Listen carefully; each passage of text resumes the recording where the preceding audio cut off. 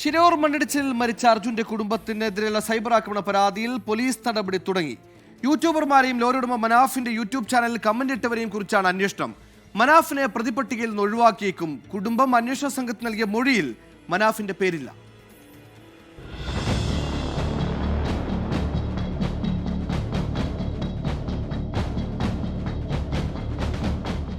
പരാതി നൽകിയെങ്കിലും അർജുന്റെ കുടുംബത്തിനെതിരായ സൈബർ ആക്രമണം തുടരുകയാണ്.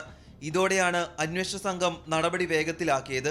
കുടുംബത്തെ വർഗീയമായി അധിക്ഷേപിക്കുകയും ചിത്രീകരിക്കുകയും ചെയ്ത യൂട്യൂബർമാർക്കെതിരെയും മനാഫിന്റെ യൂട്യൂബ് ചാനലിൽ കമന്റ് ഇട്ടവർക്കെതിരെയുമാണ് നടപടി ആരംഭിച്ചത്. സൈബർ പോലീസിന്റെ സഹായത്തോടെ ഇവരുടെ IP അഡ്രസ്, ഇമെയിൽ വിലാസം, ഫോൺ നമ്പറുകൾ എന്നിവ ഗൂഗിളിനോട് ആവശ്യപ്പെടും. പ്രഥമ ദൃഷ്ട്യാ കുറ്റക്കാരനെന്ന് കണ്ടെത്തിയവരുടെ വിവരങ്ങളാണ് തേടുന്നത്.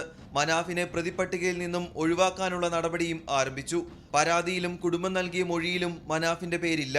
യൂട്യൂബ് ചാനലിന്റെ ഉടമ എന്ന നിലയിലാണ് മനാഫിനെ പ്രതി ചേർത്തതെന്നാണ് പോലീസിന്റെ വിശദീകരണം.